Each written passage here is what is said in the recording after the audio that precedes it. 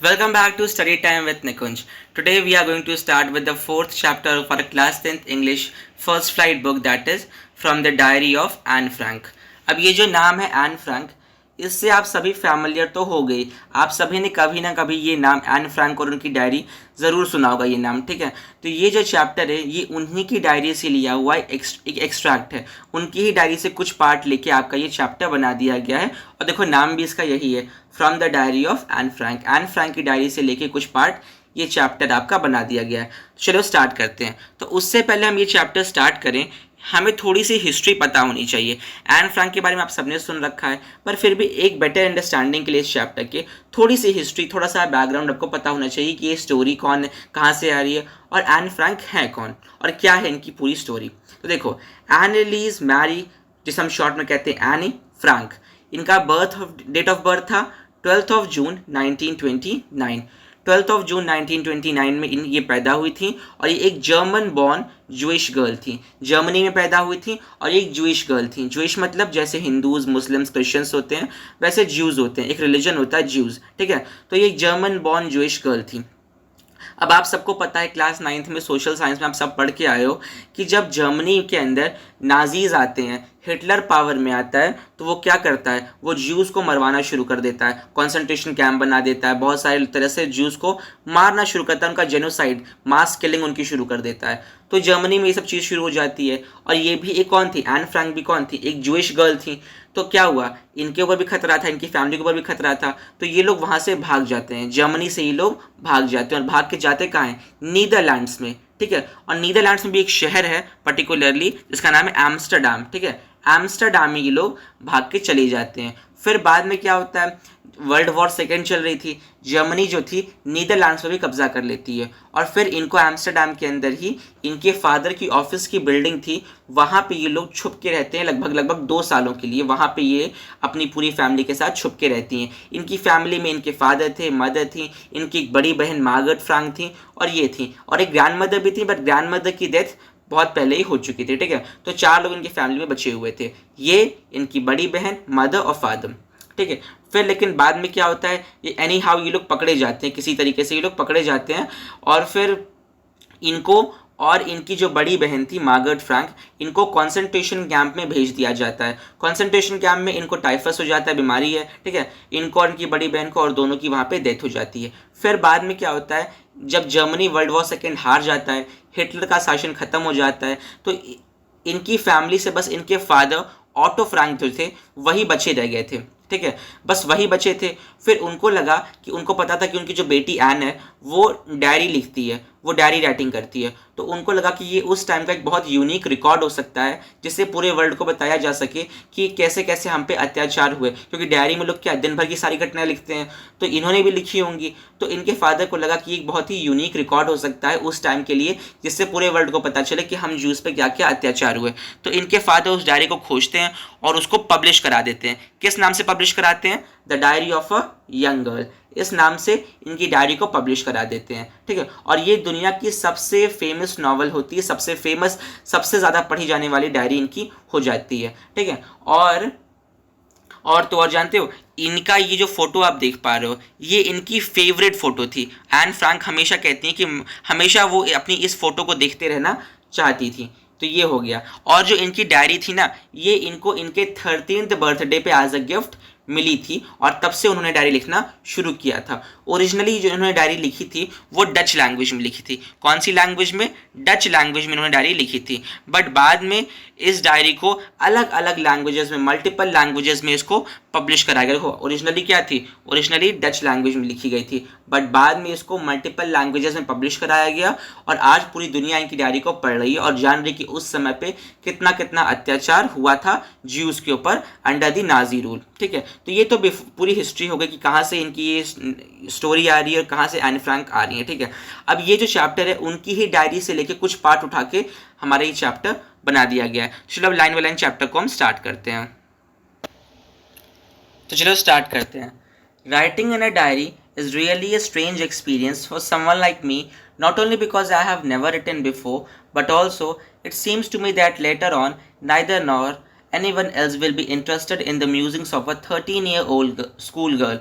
Oh well, it doesn't matter. I feel like writing and I have an even greater need to get all kinds of things off my chest. क्या लिख रही हैं कि diary में लिखना इनके लिए एक बहुत ही स्ट्रेंज एक्सपीरियंस है, एक बड़ा ही अजीब एक्सपीरियंस है। क्यों? क्योंकि उन्होंने आज से पहले कभी भी डायरी में कुछ नहीं लिखा। इन्होंने अभी डायरी लिखने की शुरुआत करने जा रही है ना, तो बता रही कि मैंने इससे पहले डायरी कभी लिखी नहीं है, तो ये मेरे काफ़ी एक नया और एक बहुत ही स्ट्रेंज एक्सपीरियंस है।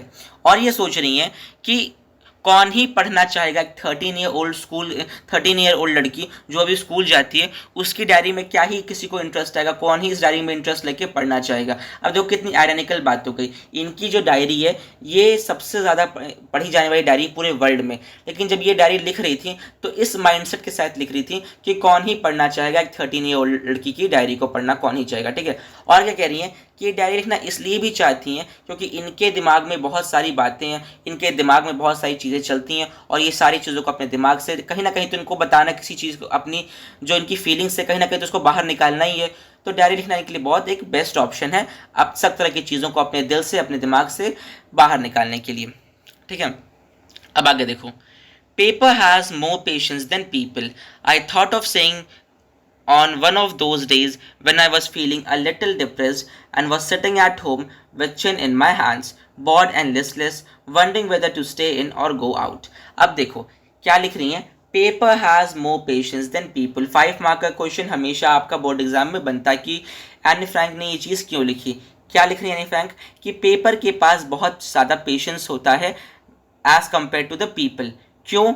ये बात उन्होंने कब कही थी? जब वो थोड़ा डिप्रेशन में थी, थोड़ा डिप्रेस्ड फील कर रही थी। तो देखो ऐसा बात क्यों कही थी, अगर आप किसी इंसान को पकड़ के लाओ, आप डिप्रेशन में हो, सपोज करो आप डिप्रेशन में हो और आप किसी इंसान को पकड़ के लाओ और आप उससे अपनी सारी बातें शेयर करो, अपनी सारी दुख भरी कहानी उसको बताना शुरू करो, तो कितनी देर तक वो बैठे कहानी सुनेगा? 1 घंटे 2 घंटे सुनेगा, फिर कहेगा कि अब मैं थक गया हूँ, कल सुनूंगा। ठीक है, और आप अपनी सारी चीज़ों से शेयर करोगे तो हो सकता है वो आपको जज भी करे, है ना। बट अगर आप सारी बातें एक पेपर पर लिखते हो, अपनी सारी दुख भरी कहानी पेपर पर लिखना शुरू कर देते हो, डायरी लिखना शुरू कर देते हो, तो पेपर तो कहीं भाग के नहीं जाने वाला। चाहे आप 1000 पेजेस लिखते चले जाओ, हमेशा वो बुक, वो डायरी आपके साथ ही रहेगी और वो डायरी कभी भी आपको जज नहीं करेगी। तो अपनी बातों को इंसानों से शेयर करने से ज़्यादा अच्छा है कि हम डायरी के साथ शेयर करें। इसलिए वो लिखती हैं कि paper has more patience than people. ठीक है, I finally stayed where I was brooding, yes paper does have more patience, and since I'm not planning to let anyone else read this stiff bagged notebook grandly referred to as diary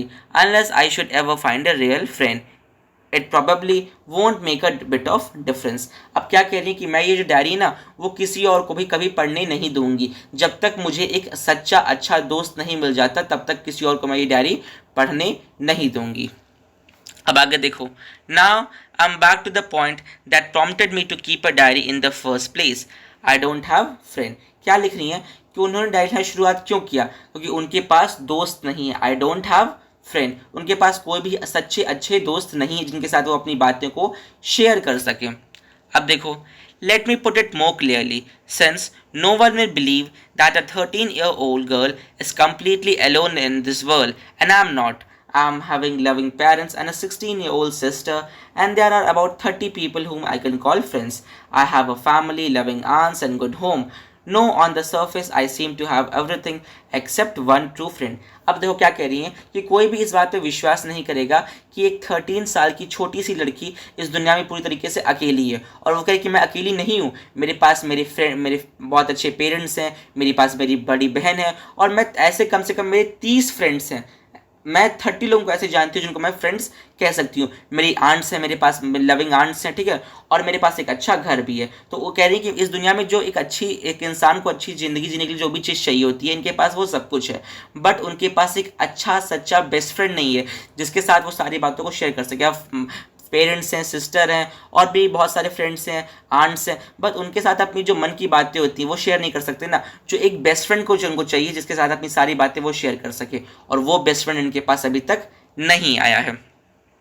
All I think about when I am with friends is having a good time. I can't bring myself to talk about anything but ordinary everyday things. We don't seem to be able to get any closure, and that's the problem. Maybe it's my fault that we don't confide in each other. In any case, that's just how things are, and unfortunately they are not liable to change. This is I have started the diary.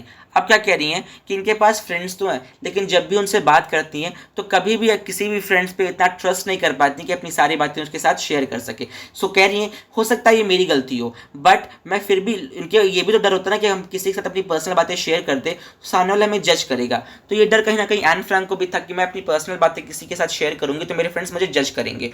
तो इनके पास अभी तक कोई भी ऐसा सच्चा अच्छा दोस्त नहीं था, और अब इसीलिए वो डायरी लिखना शुरू कर रही है कि डायरी के साथ अपनी सारी बातें वो शेयर करेंगी।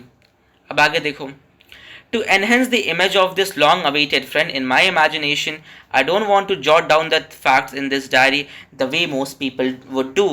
But I want this diary to be my friend and I'm going to call it as this friend as Kitty.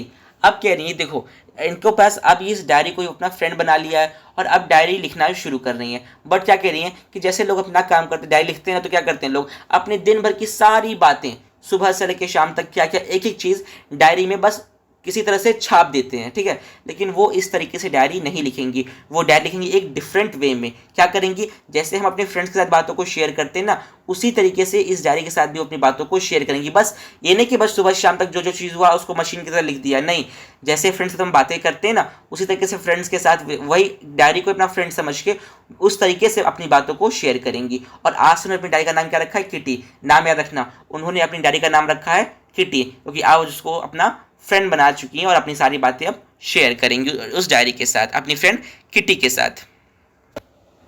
अब आगे देखते हैं।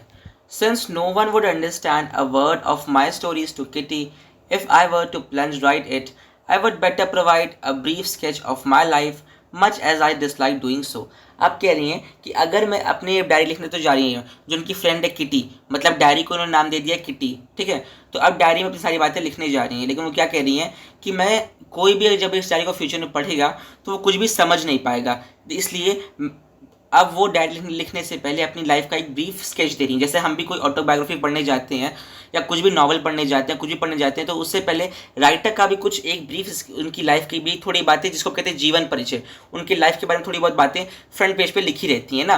तो वैसे ये भी डायरी लिखने जा रही हैं, तो उससे पहले अपनी डायरी के फ्रंट पेज पे अपने लाइफ के बारे में एक ब्रीफ स्केच देंगी कि वो कौन है, कहाँ से आई हैं, ठीक है।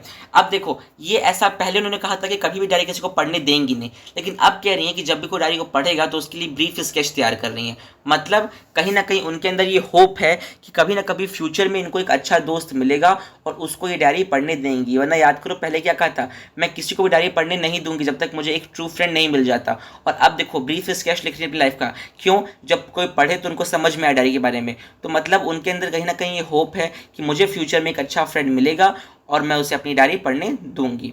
तो यहाँ पे एक होप है उनकी जो दर्शा रहा है यहाँ पे। अब देखो, my father, the most adorable father I have ever seen, didn't marry my mother until he was 36 and she was 25। अब कह रही कि जो मेरे फादर हैं, बहुत प्यारे से फादर, अडोरेबल फादर हैं, उनकी शादी उनकी जब मदर से जब तब हुई थी जब उनके फादर की एज 36 थी और मदर की क्या थी, 25 थी। My sister Margaret was born in Frankfurt in Germany in 1926। इनकी बड़ी बहन मार्गरेट फ्रैंक जो थी, उनकी जो उनका बर्थ प्लेस कौन था, फ्रैंकफर्ट एक सिटी है जर्मनी के अंदर। कब पैदा हुई थी, 1926 में। I was born on 12th of June 1929। और ये कब पैदा हुई थी, 12th of June 1929 को, ठीक है। I lived in Frankfurt until I was 4। My father immigrated to Holland in 1933। क्या कह रही कि मैं फ्रैंकफर्ट में तब तक रही जब तक मैं 4 साल की नहीं हो गई। उसके बाद मेरे फादर जो थे वो होलैंड चले गए। होलैंड नीदरलैंड्स के अंदर ही एक स्टेट है होलैंड, ठीक है। और होलैंड के अंदर ही आता है एम्स्टर्डम। जैसे इंडिया के अंदर आ गया मध्य प्रदेश के अंदर आ गया भोपाल, उसी तरीके से नीदरलैंड्स था, नीदरलैंड्स के अंदर एक स्टेट है होलैंड और होलैंड के अंदर ही आता है एम्स्टर्डम। तो जब नाजीज का पावर बढ़ने लगा तो इनके फादर पहले ही एक बार होलैंड चले गए कि वहाँ जाकर थोड़ा बहुत सेटलमेंट कर लूँ, बाद में पूरी फैमिली को लेके वहाँ पे शिफ्ट हो जाऊँगा। तो इनके फादर वहाँ पे होलैंड चले गए चीज़ों को सेटल डाउन करने के लिए। अब देखो, my mother Edith Hollander Frank went with him to Holland in September. इनकी मदर जो थी वो भी सितंबर में होलैंड चली गई। अब जो दोनों बच्चे थे घर पे, मार्गरेट और एन, इनको इनकी दादी के पास छोड़ दिया गया। कहाँ पे, एकिन में। While Margaret and I was sent to Aachen to stay with our grandmother. का प्रोनाउंसिएशन याद रखना, आकिन, ठीक है। Margaret went to Holland in December. इनकी जो बड़ी बहन थी मार्गरेट, वो भी दिसंबर में होलैंड चली गई, ठीक है। एंड आई फॉलोड इन फरवरी, वो भी उसके बाद एन फ्रैंक जो थी वो भी फरवरी के मंथ में अगले साल she also shifted to Holland. अब आगे देखो, when I was plucked down to the table as a birthday for present for my Margaret. अब कह रही कि मार्गरेट के बर्थडे के मौके पे ये जब वहाँ पे गई थी ना, तो मार्गरेट का बर्थडे ही था जब वो होलैंड गई थी, तो ठीक है। और एक तरह से बर्थडे गिफ्ट था कि अपनी बहन को वो दोबारा वहाँ पे देख रही हैं। अब देखो, I started right away at the Montessori nursery school. I stayed there until I was 6, at which time I started in the first form. In the sixth form, my teacher was Mrs. Cuperis, the headmistress. At the end of the year, we were both in tears as we said a heart breaking farewell. अब जब ये लोग Holland shift हो गए तो वहाँ इन्होंने admission लिया किसी स्कूल में, कि नाम क्या है, मॉन्टेसरी नर्सरी स्कूल। यहाँ पे एन फ्रैंक का एडमिशन हो गया, ठीक है। और उस समय वो कितने साल की थी, शी वॉज 6 years old, उस समय वो 6 साल की थी। और उनका एडमिशन कब हुआ, फर्स्ट फॉर्म में। यहाँ पे क्लास को फॉर्म लिख दिया गया तो कंफ्यूज मत होना, ठीक है। फर्स्ट फॉर्म में इनका एडमिशन हुआ, फर्स्ट क्लास में इनका एडमिशन हुआ। बाद में जब ये 6th क्लास में पहुंची, 6th फॉर्म में, तो इनका जो स्कूल था ना मॉन्टेसरी नर्सरी स्कूल, वो क्लास 6th तक ही था, ठीक है, उससे आगे यहाँ पे नहीं था, तो 6th तक ही था। तो फिर वहाँ पे इनका फेयरवेल हो गया। और उनकी जो उस समय लास्ट ईयर में उनकी जो क्लास टीचर थी वो कौन थी, मिसेस क्यूप्रेस, नाम याद रखना, उनकी ये फेवरेट टीचर थी और वो वहाँ की प्रिंसिपल भी थी। और दोनों ही लोग, एन फ्रैंक और उनकी जो प्रिंसिपल थी मिसेस क्यूप्रेस, दोनों रो रहे थे क्योंकि अब फेयरवेल हो रहा था। एन फ्रैंक वहाँ से जाती, क्योंकि स्कूल 6th क्लास तक ही था, वहाँ तक एन ने 6 तक पढ़ लिया, अब किसी नए दूसरे स्कूल में इनका एडमिशन हो जाएगा। अब आगे देखो, in this summer of 1941 grandma fell ill and had to have an operation, so my birthday passed with little celebration. 1941 में ग्रैंडमा की तबीयत खराब हुई और ऑपरेशन हुआ और इनका बर्थडे इसलिए अच्छी तरीके से सेलिब्रेट नहीं हो पाया। आगे देखो, ग्रैंडमा डाइड इन 1942, 1941 में ऑपरेशन हुआ था, ठीक है। 1942 में क्या हुआ, इनकी ग्रैंडमदर की डेथ हो गई। अब ये सब जो डेट्स दी गई ना, कि कब ये लोग शिफ्ट हुए, कब इनका बर्थडे, कब किसका बर्थडे, कब किसी की डेथ, ये सब इतना डिटेल में याद करने की जरूरत नहीं है, ठीक है। बस पढ़ते जाओ कि ये जो कहाँ पे इनका जो ब्रीफ स्केच दे रही है उसको बस पढ़ते जाओ, इतना डिटेल में डेट्स याद करने की जरूरत नहीं है आपको, ठीक है। यहाँ पे no one knows how often I think of her and still love her. क्या कह रही है एन फ्रैंक, कि कोई नहीं जानता कि मैं अपनी ग्रैंड मदर से कितना ज़्यादा प्यार करती हूँ, मतलब अपनी ग्रैंड मदर को बहुत प्यार करती हैं, बट किसी को दिखाती नहीं है कि वो बहुत प्यार करती हैं, ठीक है। This birthday celebration in 1942 was intended to make up for the other, and grandma's candle was also lit along with the rest. क्या कहने की इस 1942 में जब अपना बर्थडे मनाया एन फ्रैंक ने, तो उस साल उन्होंने ग्रैंडमा के लिए भी उनको डेडिकेट करते हुए भी एक कैंडल जलाई थी। अब आगे देखो, The 4 of us are still doing well, and that brings to the present date of 20th June 1942 and the solemn dedication of my diary. अब ये जो 4 लोगों की फैमिली बची रह गई, मार्गरेट फ्रैंक, एन फ्रैंक और उनके मदर फादर ऑटो फ्रैंक और एडिथ होलिएंडर फ्रैंक, 4 लोग बचे रह गए हैं। अब ये 4 लोग अच्छा कर रहे हैं और अभी भी आज एन फ्रैंक जब डायरी लिखने जा रही है तो डेट क्या है, 20th जून 1942। अब एन फ्रैंक अपनी डायरी लिखने जा रही हैं। अब तक उन्होंने अपनी फैमिली का पूरा हिस्ट्री आपको बता दिया कि कब कब क्या क्या चीज़ें हुई। अब 20th जून, बस ये डेट याद रखना, जो इतनी सारी डेट्स मैंने बताई ना, हमने पढ़ा आगे, उन सबको याद करने की जरूरत नहीं है, बस ये डेट याद रखना, 20th जून 1942। अब ये आज की डेट का डायरी लिखने जा रही हैं। अब आगे देखते हैं। अब देखो डेट, सैटरडे 20th जून 1942, वो उस दिन की डेट है जब एन फ्रैंक की डायरी लिख रही हैं। क्या लिख रही हैं, डियरेस्ट किटी। अपनी डायरी को क्या नाम रखा था उन्होंने, किटी। नाम याद रखना डायरी का, डायरी का नाम क्या था, किटी था, ठीक है। तो अपनी किटी को लिखने, डायरी को लिखनी है dearest Kitty. Our entire class is quaking in its boots. आज हमारी पूरी क्लास डरी हुई है। क्वैकिंग इन इट्स बूट्स का मतलब होता है बहुत ज़्यादा डर के हमारे कांपना, क्वैकिंग इन इट्स बूट्स, ठीक है। क्यों डरी हुई है पूरी क्लास?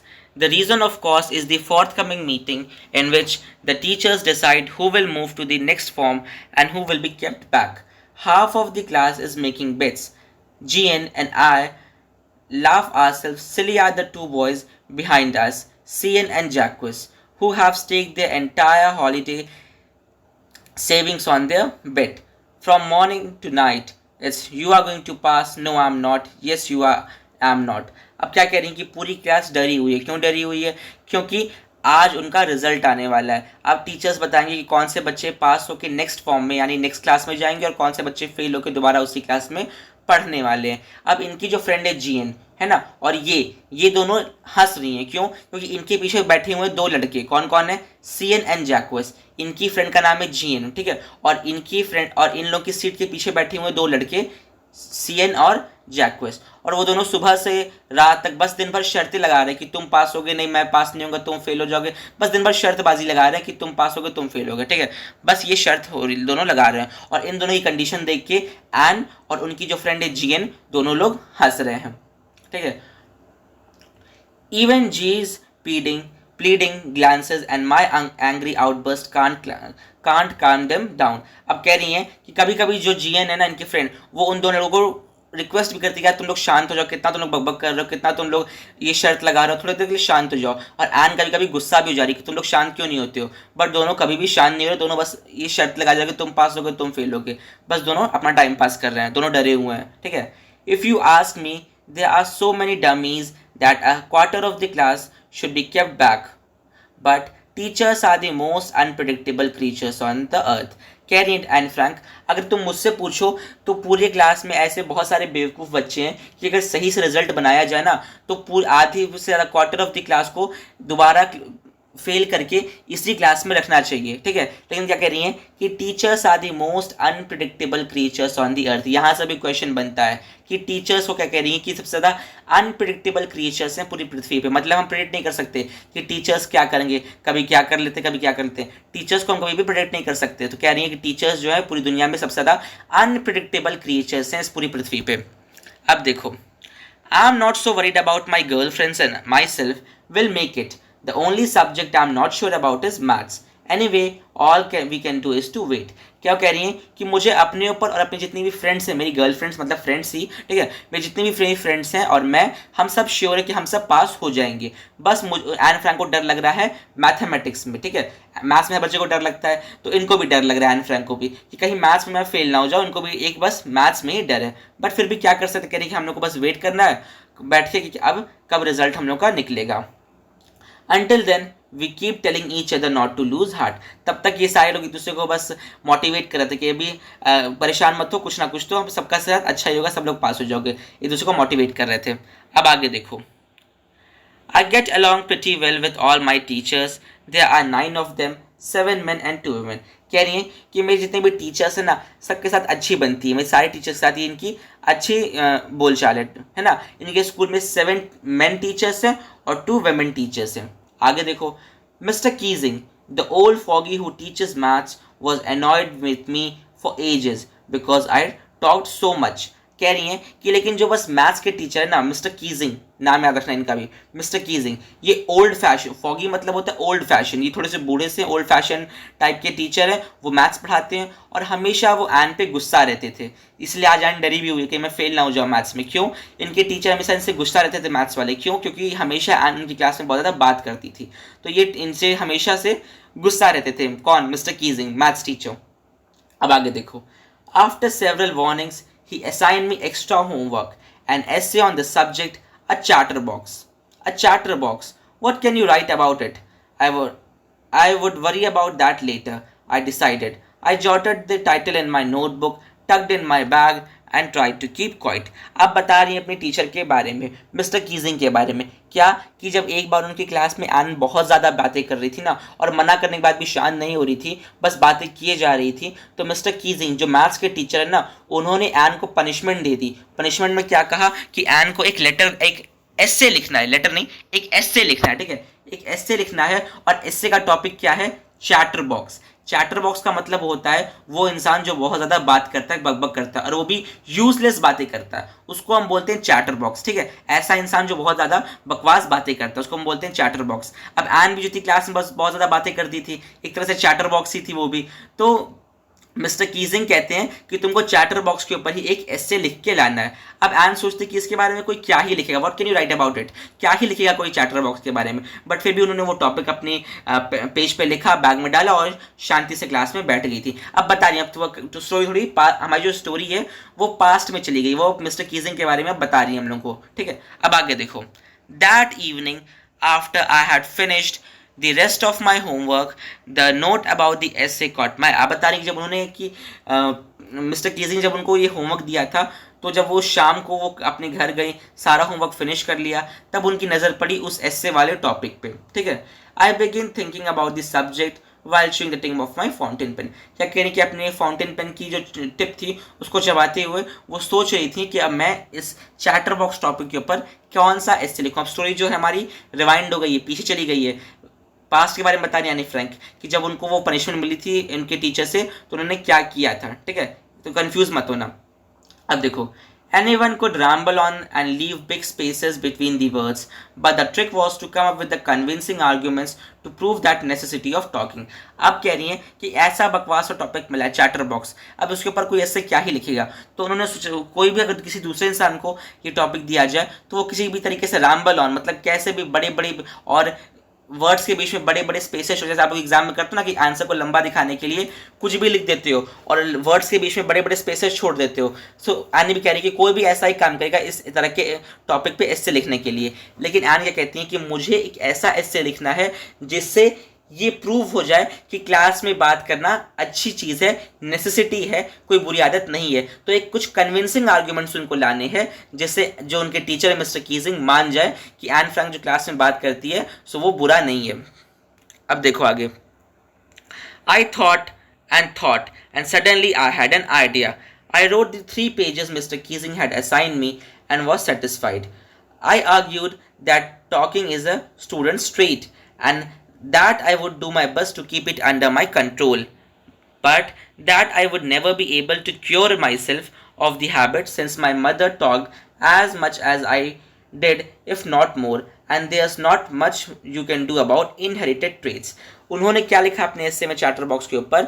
उन्होंने लिखा कि बात करना एक स्टूडेंट का ट्रेट होता है। ट्रेट मतलब क्वालिटी होती है हर स्टूडेंट की कि वो अपने क्लास में वो थोड़ी बहुत बातें करे। और कह रही हैं कि मैं कोशिश करूंगी कि मैं बातें ना करूँ। अपने एस्से में वो लिख रही हैं कि वो एक कोशिश करेंगी कि वो ज़्यादा बातें क्लास में ना करें, लेकिन वो अपनी साथ को कभी सुधार नहीं पाएंगी। क्यों? क्योंकि कह रही कि उनकी जो मदर है ना, उनकी जो मम्मी है, वो भी इनकी एन फ्रैंक की तरह ही बहुत ज़्यादा बातूनी है, वो भी बहुत बातें करती हैं। तो कह रही कि ये इनहेरिटेड ट्रेट है, मतलब मुझे जेनेटिकली ये चीज़ मिली अपनी मदर से कि मैं बहुत ज़्यादा बातें करती हूँ और इसलिए मैं अपनी आदत को सुधार कभी नहीं पाऊंगी। हाँ, थोड़ा बहुत कंट्रोल कर सकती हूँ, but I would never be able to cure myself. मैं कभी भी अपने आप को पूरी तरीके से इस आदत से सुधार नहीं पाऊंगी, ठीक है।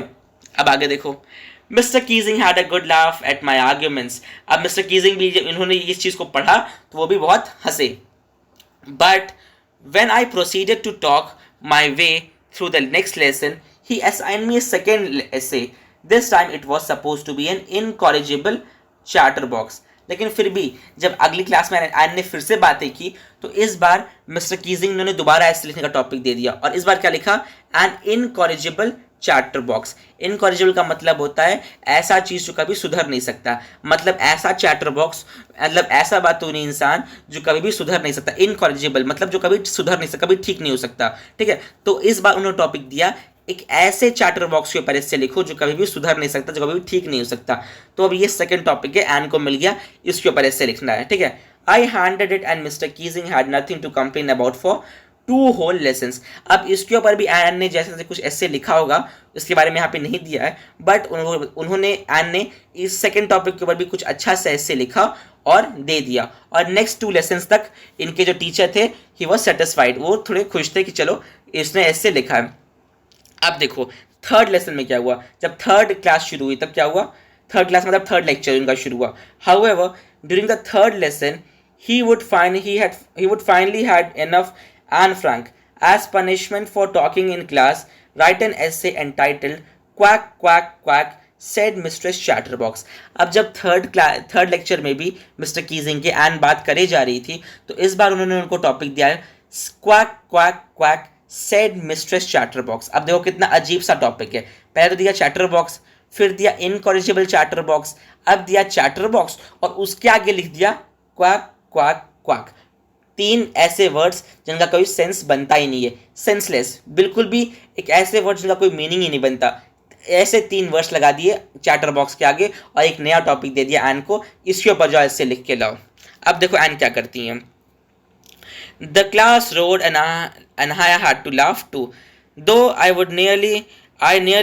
had nearly exhausted my integrity on the topic of the chatterboxes It was time to come up with something else, something original. My friend Sane, who's good at poetry, offered to help me write the essay from beginning to end in verses, and I jumped off joy. Mr. Keesing was trying to play a joke on me with this ridiculous subject, but I would make sure that joke was on him. अब देखो, जब उनके teacher ने उनको ये एस्से लिखने को दिया, quack quack quack said mister chatterbox, तो पूरी क्लास उसके ऊपर हंसी, एन भी हंसी। लेकिन अब एन थक गई थी कि क्या लिखे चैटरबॉक्स के बारे में। पहले ही उसने 2 बड़े बड़े एस्से लिख दिए थे, अब वो क्या लिखे, उनकी अब लिखने की ताकत खत्म हो चुकी थी। तो उनकी जो एक फ्रेंड थी क्लास में, सैने, ठीक है, वो बहुत अच्छी थी पोइट्री लिखने में, बहुत अच्छी पोएम लिखती थी। तो कहती है एन को कि मैं तुम्हें हेल्प कर सकती हूँ कि तुम अब इस बार पोएम की जगह, एस्से की जगह, उसको जो टॉपिक है उसके ऊपर एक अच्छी सी पोएम के साथ उसको लिखो। अब एन खुशी से कूद पड़ी कि चलो यार, अब मुझे कुछ और आइडियाज़ मिल जाएंगे इसके ऊपर लिखने के लिए। तो फिर क्या कहती हैं कि मिस्टर कीजिंग अपने ये बकवास से टॉपिक्स के साथ मेरे ऊपर जोक करना चाहते हैं, लेकिन अब मैं ऐसा ऐसे लिखूंगी, ऐसा पोएम लिखूंगी जिससे ये जोक उनके ऊपर ही भारी पड़े। अब देखो वो क्या लिखती हैं। I finished my poem and it was beautiful. It was about a mother duck and a father swan with 3 baby ducklings who were bitten to death by the father because they quacked too much. अब देखो, उन्होंने अपनी poem लिख ली, और poem उन्होंने क्या लिखा, उन्होंने बताया कि उन्होंने अपनी पोएम के अंदर एक मदर डक, एक फादर डक और उनके 3 बच्चे, उनके बारे में बताया। और उन्होंने लिखा कि उनके फादर ने अपनी तीनों बेबी डकलिंग्स को, मतलब तीनों बेबी जो बच्चे डक के थे, उन तीनों को मार दिया सिर्फ इसलिए क्योंकि उनके बच्चे बहुत ज़्यादा क्वैकिंग कर रहे थे। अब जो क्वैक क्वैक क्वैक होता है वो डक्स ही करते हैं, आपने देखा डक्स जो होते हैं वो क्वैक क्वैक क्वैक करते हैं। तो उससे इंस्पिरेशन लेके, उनका टॉपिक भी यही था, तो उसी से इंस्पिरेशन लेके उन्होंने अपनी पोएम में क्या लिखा, 3 छोटे बच्चों के बारे में, 3 बेबी डकलिंग्स हैं और उनकी मदर और फादर हैं, और उनके बच्चे जो थे बहुत शोर मचाते, बहुत क्वैकिंग कर रहे थे, उसकी वजह से उनके फादर ने उनको मार दिया।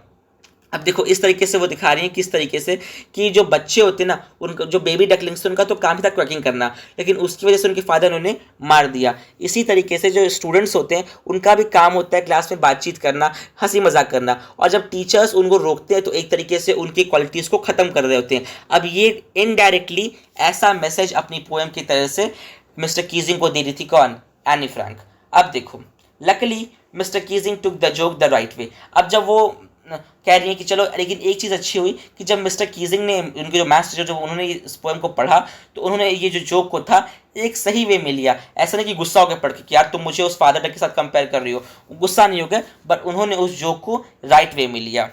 ही read the poem to the class and adding his own comments and to several other classes as well. Since then, I have been allowed to talk and haven't been assigned any extra homework. On the contrary, Mr. Keesing always making joke these days. अब mister Keesing जो थे वो ऐसे पढ़ के बहुत हंसे, बाकी क्लासेस में उन्होंने वो ऐसे पढ़ा, और अब जब भी यानी क्लास में बात करती है तो मिस्टर कीजिंग उनको रोकते नहीं, उनको डांटते नहीं है, क्योंकि अब वो भी समझ गए कि कितना अच्छा उसने आर्ग्यूमेंट दिया कि जैसे छोटे बच्चे होते, जो बेबी डकलिंग्स थे, उनका काम ही था क्वैकिंग करना, उनका काम ही था बकबक करना, बट उनके फादर ने उनको बस उसलिए मार डाला। इस तरह के जब क्लास में बच्चे बातचीत करते हैं तो, और जब टीचर्स उनको रोकते हैं तो एक तरीके से टीचर्स उनकी क्वालिटीज़ को ख़त्म कर रहे होते हैं। तो ये आर्ग्यूमेंट एन ने दिया और उसके टीचर मिस्टर कीजिंग ने उसको एक अच्छे वे में लिया और फिर उसको अलाउ कर दिया कि अब तुम क्लास में बात कर सकते हो। और अब मिस्टर कीजिंग जो पहले एक सर्रियल सा बना के घूमते थे पूरे स्कूल में, अब वो भी जोक्स मारते हैं, वो भी बहुत खुश मिजाज बन चुके हैं। तो उनका कैरेक्टर एन ने पूरी तरीके से चेंज कर दिया।